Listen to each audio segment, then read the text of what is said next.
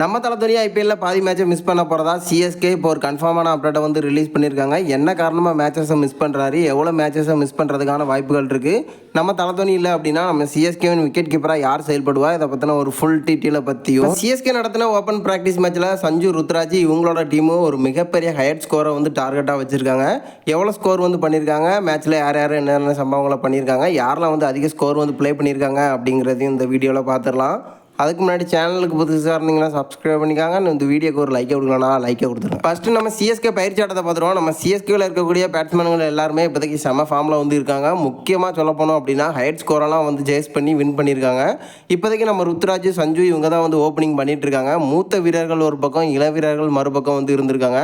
So இந்த மேட்ச்சில் யார் வின் பண்ணியிருக்காங்க அப்படின்னா நம்ம ருத்துவோட டீம் தான் வந்து வின் பண்ணியிருக்கு.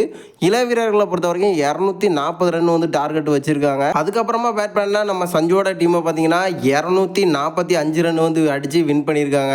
ஸோ இப்போதைக்கு நல்ல பேட்டிங் ஃபார்மில் வந்து இருக்கிறதா சொல்லப்பட்டுருக்கு. குறிப்பாக யாரெல்லாம் சம்பவத்தை பண்ணியிருக்காங்க அப்படின்னு பார்த்தீங்கன்னா நம்ம ஆயுஷ் மாத்திரே 30 பாலுக்கு 80 ரன் வந்து அடிச்சிருக்காரு. மறுபக்கம் நம்ம ருத்ராஜ் 25 பாலுக்கு 56, நம்ம டூபே அது மட்டும் இல்லாமல் சஞ்சு இவங்க கடைசி நேரத்தில் ஒரு மிகப்பெரிய பார்ட்னர்ஷிப்பை அமைச்சு 105 ரன் வந்து அடிச்சிருக்காங்க.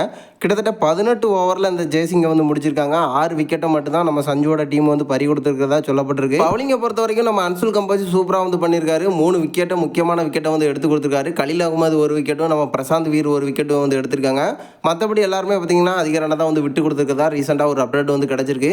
ஸோ இப்போதைக்கு நம்ம சஞ்சுவோட டீம் ஒரு மாஸ் சம்பவத்தை வந்து பண்ணி வெற்றி அடைஞ்சிருக்காங்க. அடுத்து நம்ம தளத்தோனியை பார்த்துருவோம். ரீசெண்டாக மதியம் ஒரு அப்டேட் நம்ம சிஎஸ்கே கொடுத்துருந்தாங்க. தளத்தோனி பாதி மேட்சை மிஸ் பண்ண போறாரு அப்படின்னு. இதுக்கான காரணம் என்ன சொல்லியிருந்தாங்க அப்படின்னு பார்த்தீங்கன்னா நம்ம சிஎஸ்கே நடத்தின பயிற்சி ஆட்டத்தில் கணுக்காலில் ஏற்பட்ட தசைப்பிடிப்பு காரணமாக இப்போ 2 வாரம் மேட்சை வந்து மிஸ் பண்ண போறாரு அப்படிங்கிற ஒரு அப்டேட்டை நம்ம சிஎஸ்கே வந்து கொடுத்துருக்காங்க. மறுபக்கம் என்ன சொல்லப்பட்டிருக்கு அப்படின்னு பார்த்தீங்கன்னா தளத்தோனிக்கு இன்ஜுரி வந்து கொஞ்சம் பெருசாக இருக்குது. இந்த ஐபிஎல்லையே ஃபுல்லாக மிஸ் பண்ணுறதுக்கான அதிக வாய்ப்புகள் இருக்குது அப்படிங்கிற மாதிரி எக்கச்சக்கமான நியூஸ் வந்து போயிட்டுருக்கு.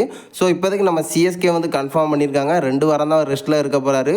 ஸோ அதுக்கப்புறமா டீமுக்குள்ளே இருப்பார் அப்படிங்கிற ஒரு அப்டேட்டை நம்ம சிஎஸ்கே வந்து கொடுத்துருக்காங்க. தோனி மிஸ் பண்ண போகிற இந்த மேட்ச்சில் எல்லா இடத்துலையுமே யார் விக்கெட் கீப்பராக செயல்பட போகிறாங்க அப்படின்னு பார்த்தீங்கன்னா அதில் எந்த ஒரு டவுட்டுமே இல்லை, நம்ம சஞ்சு தான் வந்து இருக்க போகிறாரு. ஸோ சிஎஸ்கே நடத்துகிற பயிற்சி ஆட்டத்தில் கூட சஞ்சு தான் வந்து கீப்பிங் ரோல் வந்து பண்ணிட்டு இருக்கதா சில அப்டேட் வந்து போயிட்டு இருக்கு. ஸோ நம்ம சஞ்சு தான் தளத்தோனியோட இடத்துல இருந்து விக்கெட் கீப்பிங்கை வந்து பண்ண போகிறாரு. அதுலேயும் ஒரு தரமான சம்பவத்தை பண்ணுவார் அப்படின்னு நான் நினைக்கிறேன்.